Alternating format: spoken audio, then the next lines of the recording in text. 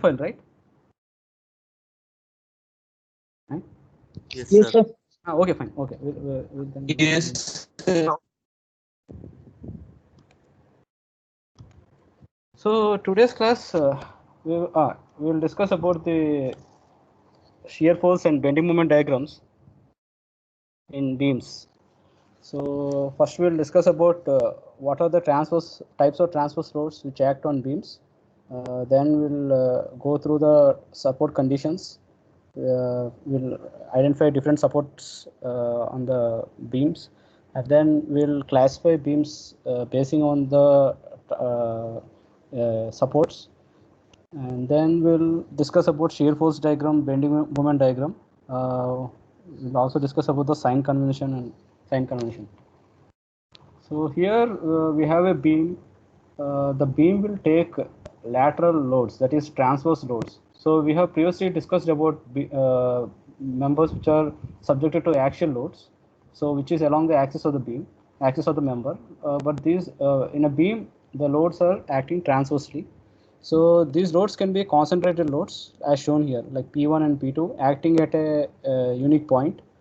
So the units for those concentrated loads is either Newton, you can use kip, or pound force. So there are another type of transverse load acting which on the beams. These are the distributed loads. So here we see a distributed load between A to B, and then there is a another distributed load between B to C.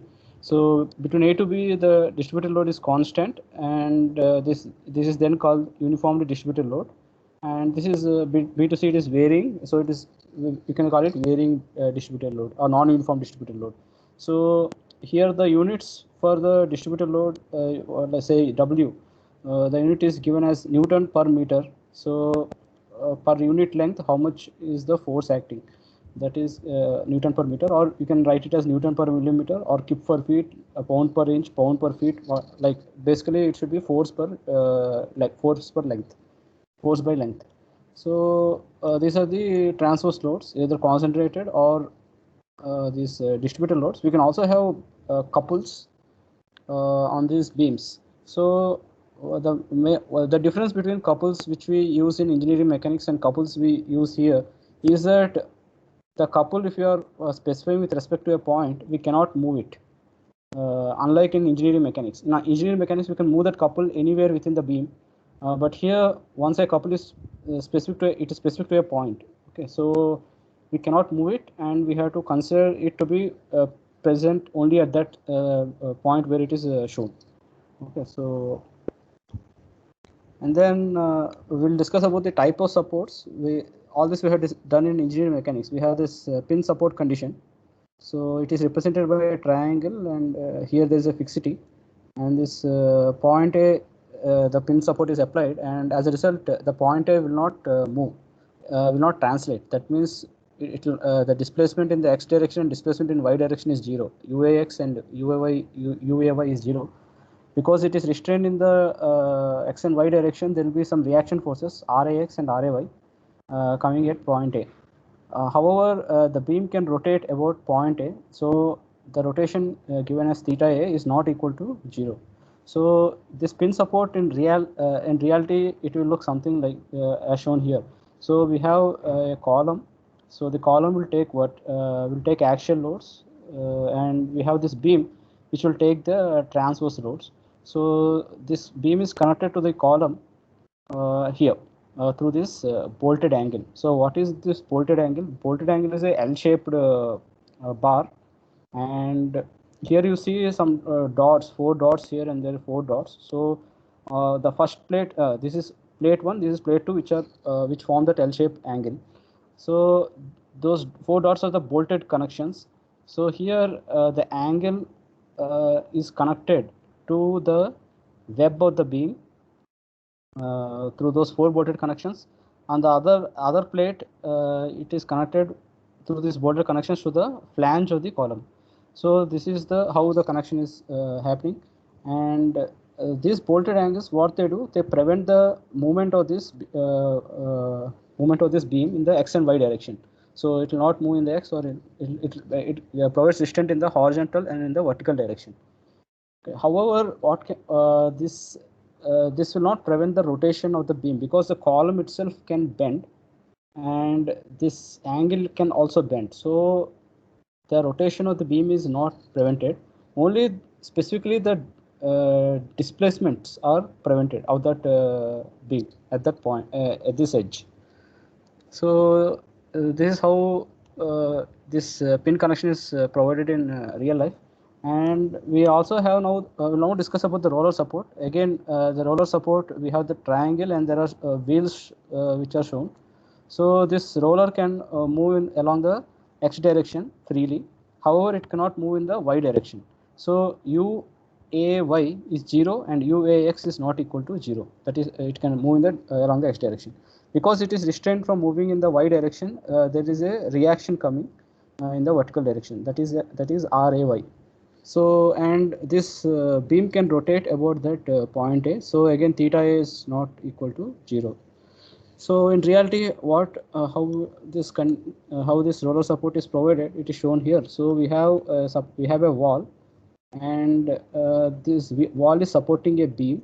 So the interface between wall and beam, there is a bearing plate, and here there is a small slot provided on the flange of the beam, the bottom flange of the beam, and in that slot there is a bolt which will connect the bearing plate, the flange to the wall. So if you look at that slotted hole, magnified picture is shown here. So we have the anchor bolt and that slotted hole. So the beam, the anchor bolt, what it will do is it will prevent the separation of the beam from the bearing plate and the wall. So as long as anchor bolt is present, this beam will not separate out. So there will be no vertical movement because of this anchor bolt. And however, because of the slotted hole, the beam itself can move along this axis, along the axis of the beam. There will be movement. The movement is possible. So effectively, what is happening is we are having the vertical restraint and we are allowing horizontal movement. And also the beam can rotate, and so the theta A is not equal to 0. So this is one way to provide the roller support. And now we'll discuss about the fixed support. So fixed support, we have seen, we have this straight line and we are fixing it. We indicate the fixed support by this notation. So at point A, we are providing the fixed support. So what will happen is translation is prevented and rotation also is prevented. So translation is prevented means UAX, UAY is 0, and rotation is prevented means theta A is 0.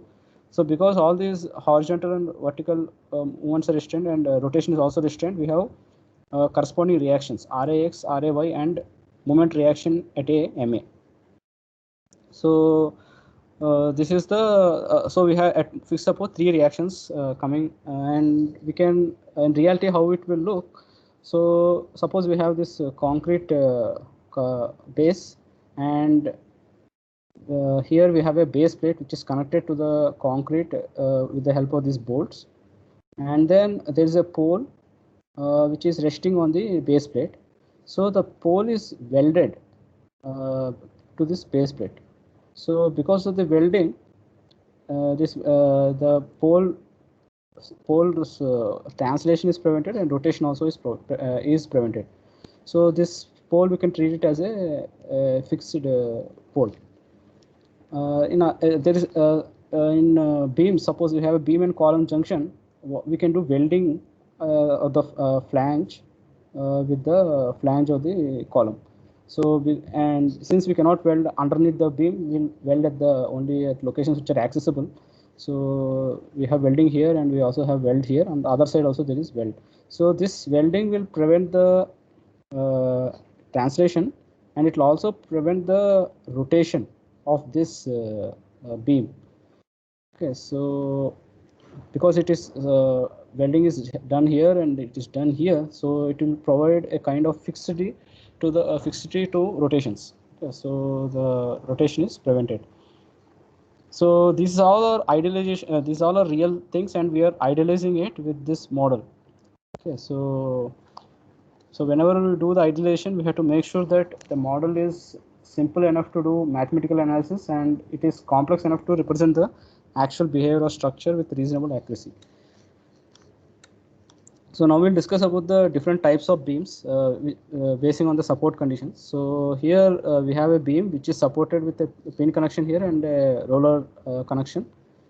So this length AB is called the span of the beam, and here span of the beam is equal to the length L, and we have at support A, because it is pin connection, two reactions RAX and RAY, and at support B we have one reaction RBY.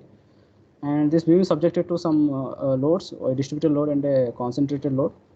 So here we can find the reactions by simply applying the global equations of equilibrium, because there are three reactions and there are three global equations of equilibrium. So we can solve for the three unknowns. We can here we have a cantilever beam.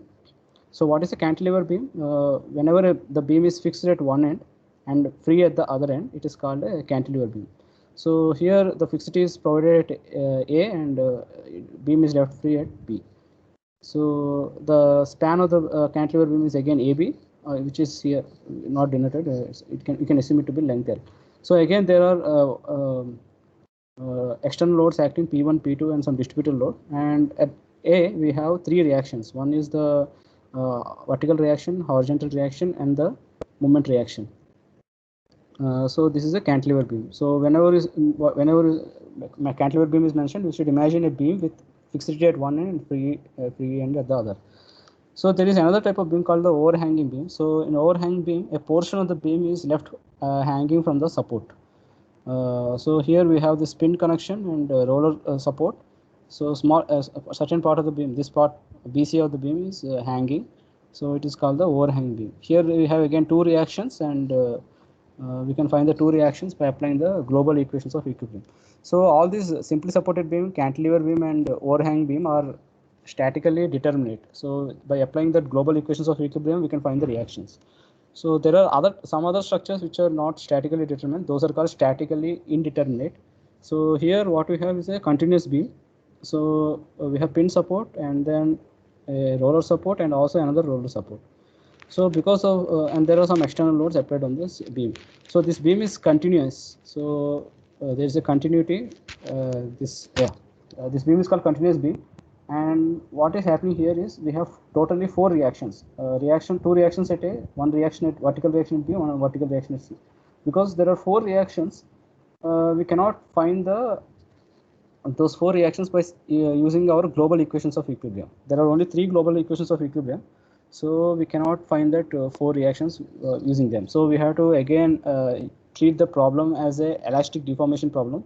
Means we have to treat it as a elastic beam, and then we have to look into the deformations and make sure those deformations are consistent, and so that then we can find the reactions. So yeah, so similarly we have another statically indeterminate beam here, which is the propped cantilever beam. So we have a cantilever beam, and at the free end we are providing a prop. So this is called propped cantilever beam. Okay, so fixity at one end and roller connection at the other end. And we have a fixed beam here. Fixed beam means it is fixed at both ends. And so we have here how many reactions? We have three reactions here and three reactions here. So we have six reactions, six unknowns. And to solve it again, we need to have six more equations. So here we have three unknowns, 3 plus 1, 4 unknowns, and again we need one extra equation to solve other than the global equation of equilibrium. So this is regarding the types of beams. In this course, we will be studying only statically determinate analysis. We will probably find the deflections of these statically determinate beams. We will not be looking into the statically indeterminate beams. It will look. I don't think. We will not be covering this portion in this course, and I don't and I think none of you are taking any structural analysis course after this course. So probably I think this will be the limit of your knowledge in this regarding the analysis. So we'll go to the shear force and bending moments. So I think we have here what is this beam? This is a cantilever beam. We have fixity at one end and it is free at the other end. So at the free end, we are applying a load P. And under the action of the load, there will be some stresses produced in this beam. So what we'll do, we'll cut a cross section at an intermediate position, which is located at distance x from the left edge. So let that cross section be mm, and let's look at the left portion of the beam. So this is the left portion. We have on the left edge applied force P, and here at the cut cross section we'll identify two things. One is the downward shear force V, and the other one is the bending moment M. Okay, so the reason we are showing V in downward here and M in the anti-clockwise direction is because we are using a positive sign convention, so we are representing in this way. So we can find that shearing force V by applying force equilibrium in the vertical direction. So force equilibrium in the vertical direction, P minus V is 0. So V is equal to P. Similarly, we can find the bending moment M by applying moment equilibrium about the X, about this cross section. So P into X will be the anti-clockwise, will be the clockwise moment. It will be balanced by the anti-clockwise moment M. So minus Px, because clockwise, minus Px plus M is 0. So M is equal to Px. Okay, so we can so we identified the bending moment and the shear force. So why are these quantities of interest? We already have done the analysis of beam under constant bending moment. So we found that because of this bending, there will be stresses on the top fiber and the bottom fiber, and the stress given at the top is mc1 by I, and stress at the bottom is mc2 by I. So higher the bending moment, more is the stress produced at the top or at the bottom. So if you know the maximum bending moment coming in the beam, we can find the maximum stress coming in the fiber, in the top fiber or the bottom fiber. So that is that is the reason we need to find the bending moment along the axis of the beam. Similarly, shear force will produce shear stress in the beam. The average shear stress is given by V by BH, but the shear stress is not uniform throughout the cross section of the beam. It will be a parabola with the maximum coming at the center line and minimum occurring at the top and the bottom. Minimum will be 0. At the center line, it will be 3 by 2 V by BH. So again, the derivation for the shear force distribution we'll do after completing this portion of shear force diagram and bending moment diagram. Okay, so yeah, so average force will be V by BH, but maximum force will be 3 by 2 V by BH. So again, that's the reason we need to find the so if you know the shear force, we can find the maximum stresses, maximum shear stress coming in the beam. So yeah, so this is a motivation for looking into the shear force and bending moments. So let's look at the sign convention. So the sign convention for shear force. Sign conventions are also called, these are deformation sign conventions. So suppose we have this portion of the beam, the shear force is said to be positive if it produces a clockwise rotation, okay, clockwise movement. So we will produce a clockwise movement, and this V also will produce a clockwise movement. So on the right face, you should act vertically down, and on the left face, you should act vertically up. So in that way, it will produce a clockwise movement about for the material. So what will happen is because of this shear force, this portion will move downward. That is, the right portion will move down as compared to the left portion. Okay, so this is the deformed shape, and this shear force is treated as positive. Similarly, bending moment, this bending moment which will deform the beam in such a way that the top portion is in compression and bottom portion is in tension. So that bending moment is treated as positive. Okay, so positive bending moment compresses the upper part of the body. So here, because of this bending moment, there will be sagging taking place, and the top fiber will be reducing in length, and bottom fiber will be increasing in length. So the top fiber will be in compression, and bottom fiber will be in tension. So this bending moment is treated as positive, and the shear force which will move the right face downward as compared to the left face is treated as positive. So the negative will be opposite. So if on the right face the shear force is up and V is up, and on the left face V is down, is a negative shear force, and it is called as, because it will produce an anti-clockwise moment. And here the upward right face will move in the upward direction relative to the left face. And for bending moment, the negative bending moment is shown by these arrows. And when a negative bending moment is occurring in the material, what will happen is the top fiber will go into tension and bottom fiber will go into compression. Okay, so this is that is, it is a hogging moment. So the material stretches at the top and it compresses at the bottom. So this is a sign convention we will adopt in this course. Okay, so whenever we have a shear force in this way, we'll treat that as positive, and whenever we have bending moment like this, we'll treat as positive.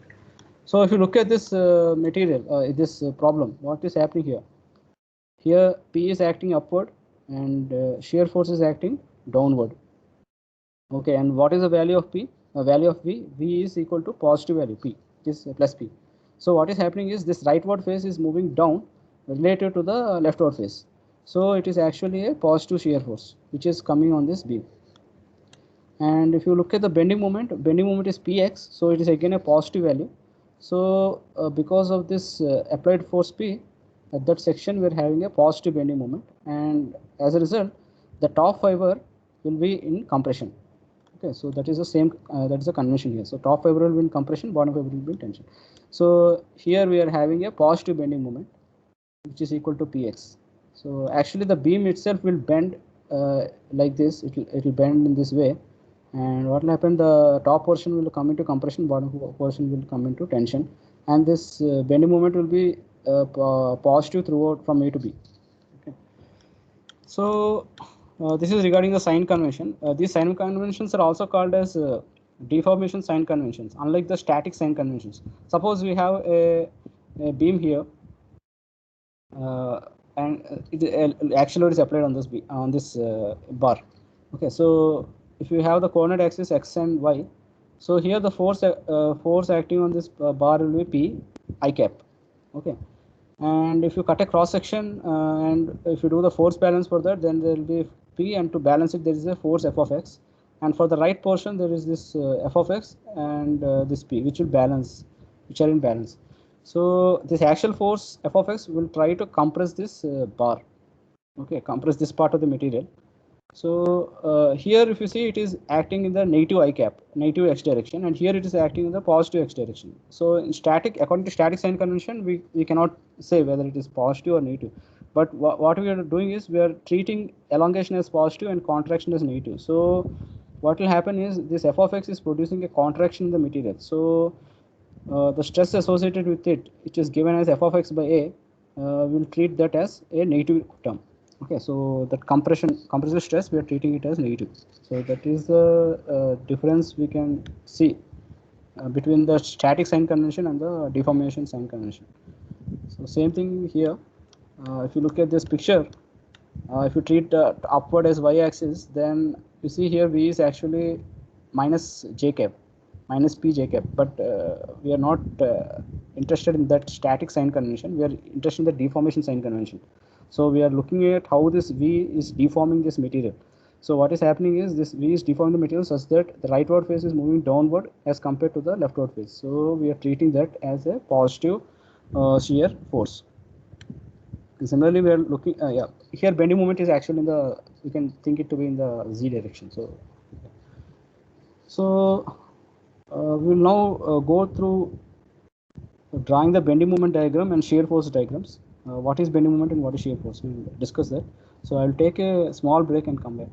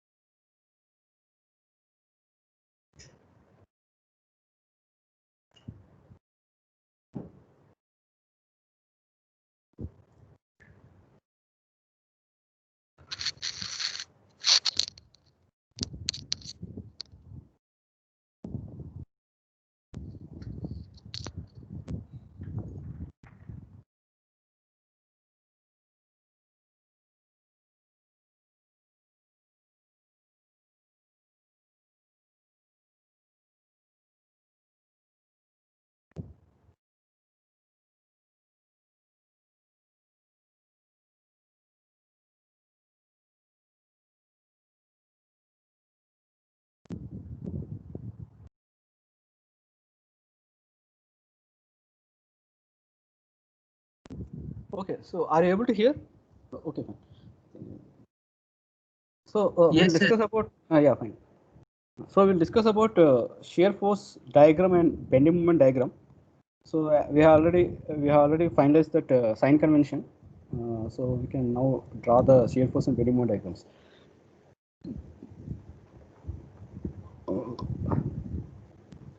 Okay, so shear force here.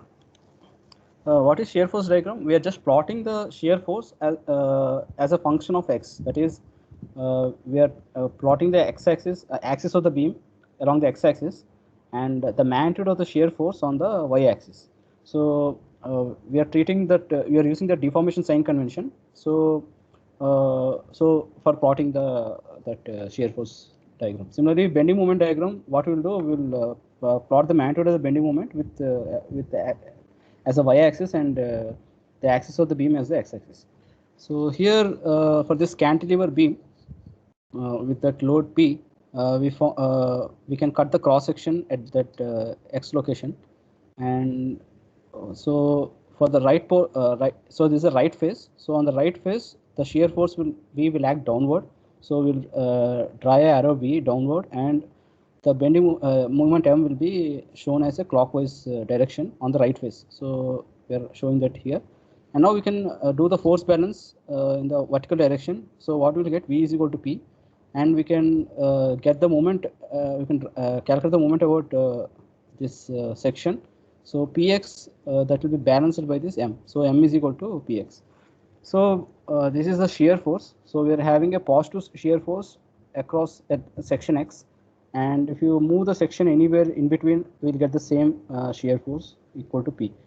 And what about the bending moment? So bending moment is dependent on the distance of the section from the left edge. So it is equal to P times X. So at A, the bending moment is 0, and if you move farther and farther away from the point A, the bending moment will increase, and at B will have the maximum bending moment. So we can draw the shear force diagram first. So we sketch the axis of the beam AB, and then the shear force is positive value P. So A to B, it is a constant value. So we are drawing that horizontal line, and above the above that above the x-axis, and this value will be P. Okay, so this is the shear force diagram, and short abbreviation will be SFD. And we can draw the bending moment diagram. As you know, as you see that it's a linear variation depending on the distance from the point A.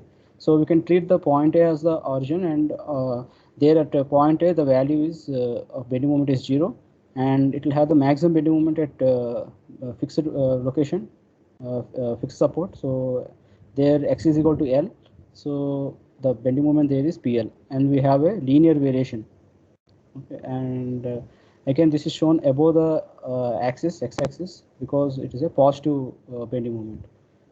Okay, so yeah, these two diagrams, from this diagram we can see that the maximum bending moment is occurring at that fixed support.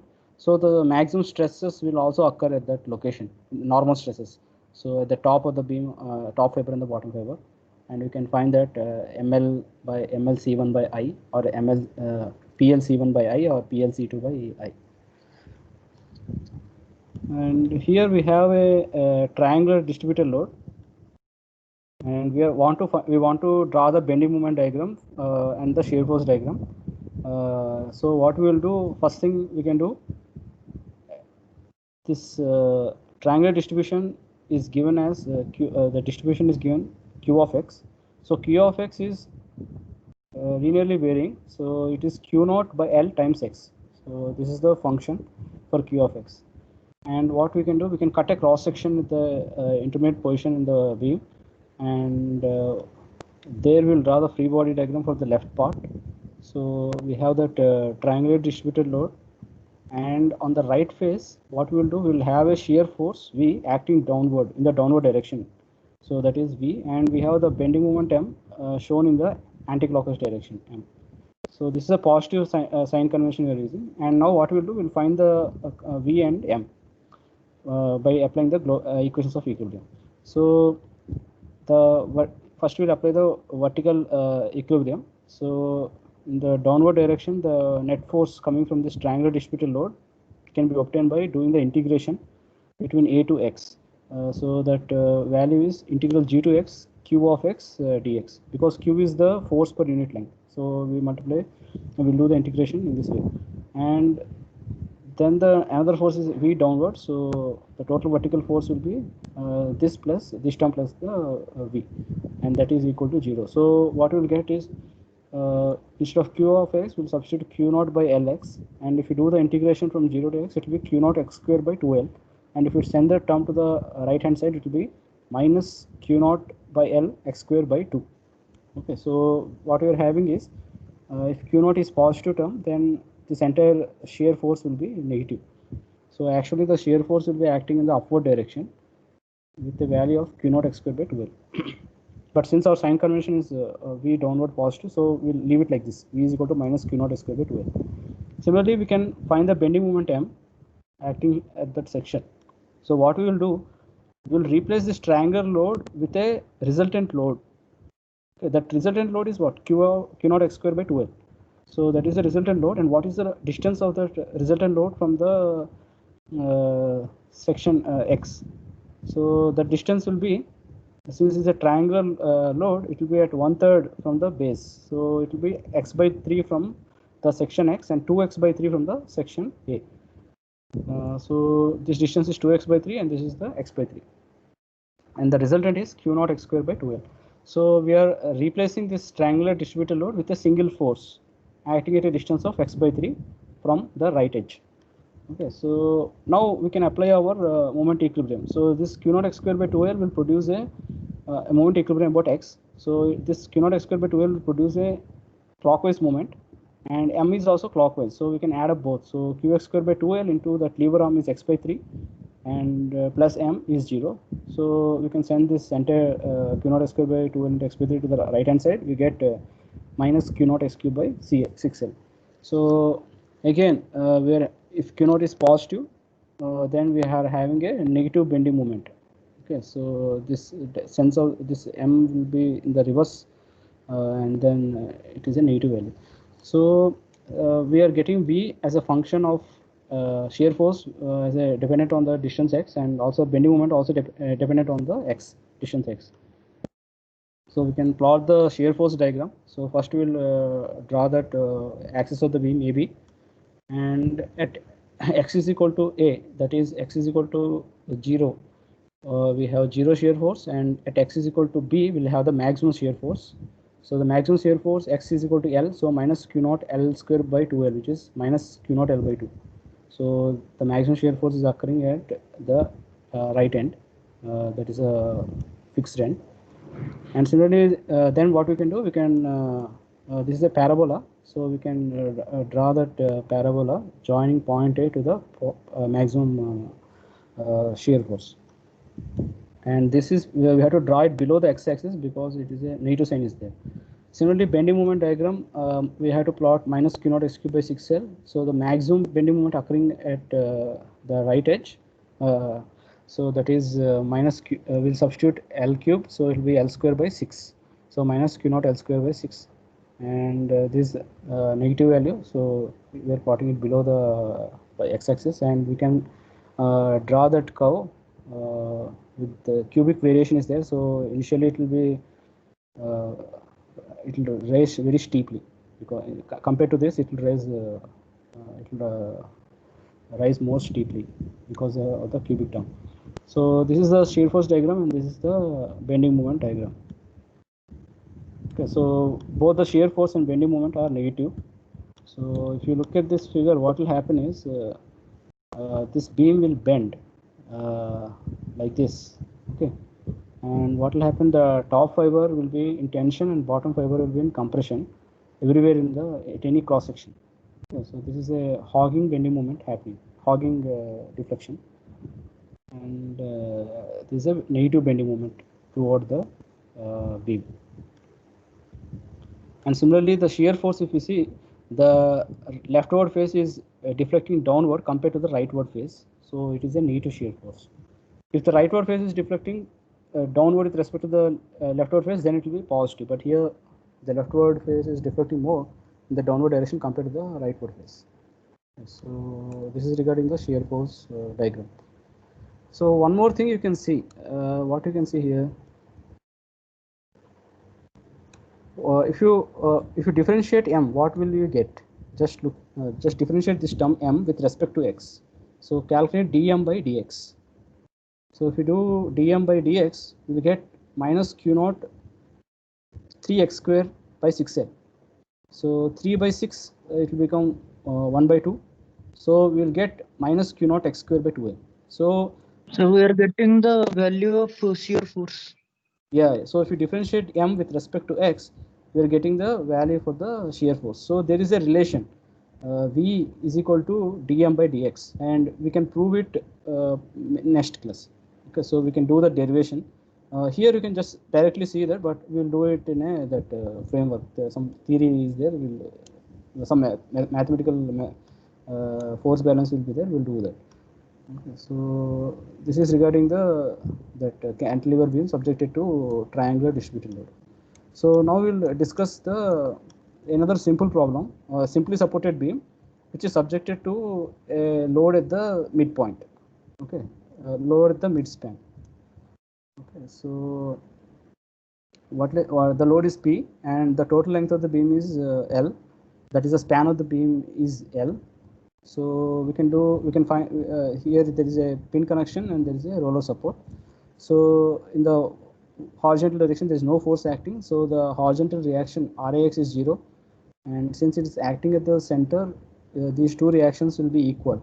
You can do this force equilibrium equations. RAY plus RBY is P, moment about point A. So P will produce this P by 2 will produce a clockwise moment, and this P will produce an anti-clockwise moment. This P by 2 will produce anti-clockwise and P will produce clockwise. So we can find that RAY and RBY values both will be equal to P by 2.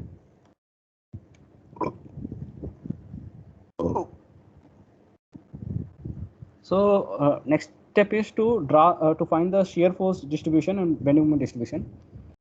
So here what is happening, we will divide this analysis into two parts.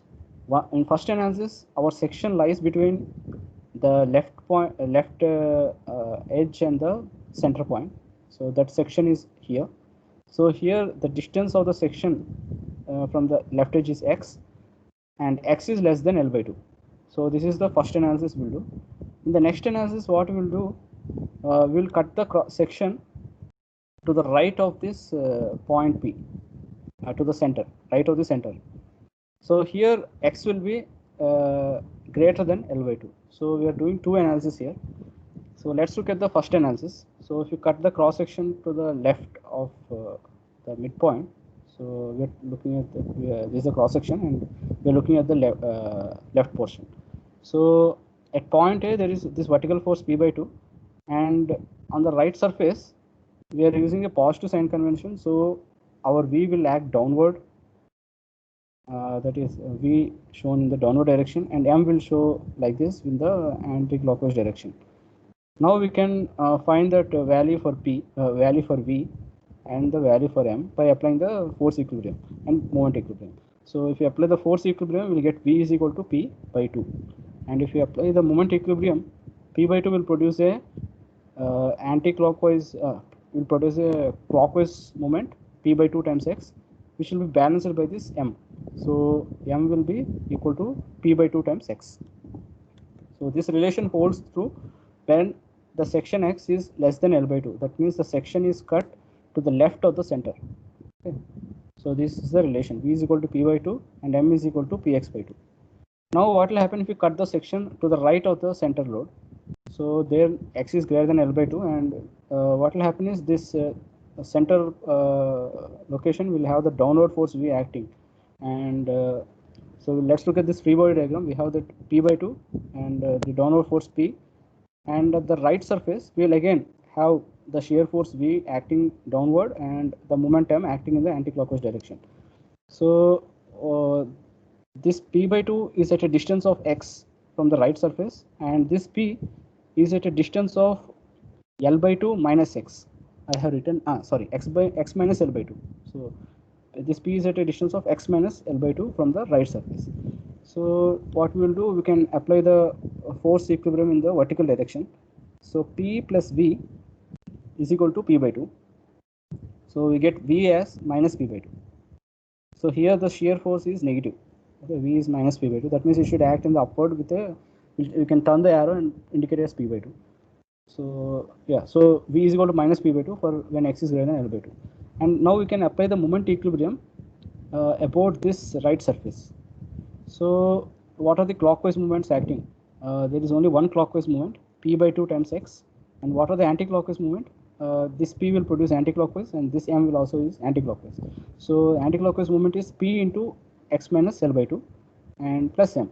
Okay, so here the clockwise Px by 2 is equal to P into x minus L by 2 plus M. So what we can do, we can send our PL by 2 to the left hand side and Px will send again to the left hand side. So PL by 2 minus Px by 2 we will get, and we can take the P by 2 common, and here M value will be P by 2 into L minus x. So this is the bending moment when x is greater than L by 2. This same analysis we can do if you consider the right portion of the beam, right part of the cut section. So here what will happen, we are looking at the right portion.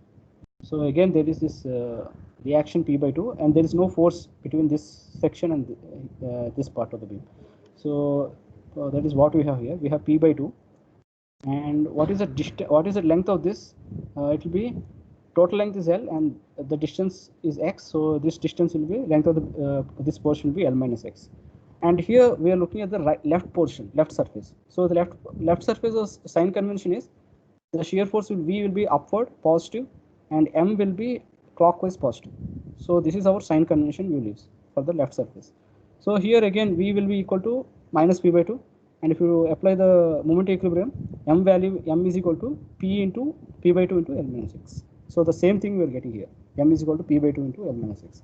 So by either considering the left portion or the right portion, you have to make sure that you are using the right sign convention. So if you are looking at the right surface, the shear force V will be downward and M will be in the anti-clockwise direction. If you are looking at the left surface, the shear force is upward and M is in the clockwise direction. So yeah. So the summary of this analysis is, for a section to the left of the point load or the concentrated load, we have shear force P by 2, and to the right of the concentrated load, the shear force is minus P by 2.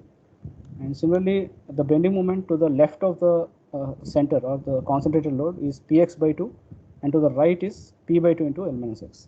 So we can draw the shear force diagram using this information. So we will sketch the axis of the beam, and between center, between the left A to the center, the shear force is plus P by 2, and between the center to the B, it will be minus P by 2. So we are sketching the horizontal line, one horizontal line above the x-axis between A to C, and C to B we are sketching it below, and that value is minus P by 2. Okay, so then how to sketch? Then we will sketch the bending moment diagram. So what is a bending moment diagram? We have to plot this equations, two equations. So first equation is Px by 2. So we can sketch the line AB, and we can draw the Px by 2 line. So what is Px by 2 value at A? X is 0, so it will be 0, and at B it will be PL by 2, and at the center it will be P by 2 into L by 2, which is PL by 4. Okay, but this equation is valid only from 0 to L by 2, so we are looking only at this portion. So A to C, so we are having a linear variation from 0 to PL by 4. And now we can plot P by 2 into L minus x. So again, at x is equal to 0, we have PL by 2, so that is this value, and x is equal to L, we have, that is B, we have 0, and at x is equal to L by 2, we have P by 2 into L minus L by 2, which is P by 2 into L by 2, which is PL by 4. So at the center it is PL by 4. So we have a straight line with PL by 2 here, PL by 4 here at the center, and 0 at here. But this equation is only for the portion L by 2, x lies between L by 2 and L. So only this portion, that equation is valid. So we can combine these two diagrams, and what will happen? We have 0 to PL by 4, and then PL by 4 to 0. That is what we have here. That is a bending moment diagram for that point load, concentrated load acting at the center of the beam. Okay, so we see here the bending moment is positive. And what does bending moment is positive mean? So if you look here, because of this point load, the beam will bend in the downward direction, and the top fiber is always in compression from A to B. Okay, if you take any section between A to B, the top fiber will be always in compression, and the bottom fiber will be in tension. So since the top fiber is in compression, that means the bending moment is positive. So that is what we have. We have a positive bending moment, and the maximum bending moment is occurring at the central location. That is here. Okay, that is PL by 4. And regarding shear force, what is happening? We have positive shear force between A to C and negative shear force from C to B. So when you say positive shear force, that means the right surface will try to move downward compared to the left surface between A to C, and between B to C, the left surface will try to move downward compared to the right surface. Okay, so that is what the positive and negative shear force. That is the meaning of that. So yeah, so this is regarding the shear force diagram and bending moment diagrams. So we can conclude the class today, and tomorrow we can discuss those relation between shear force and bending moment. So V is equal to dm by dx, the derivation we can do. So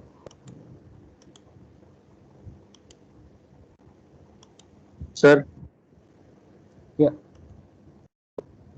when you are finding two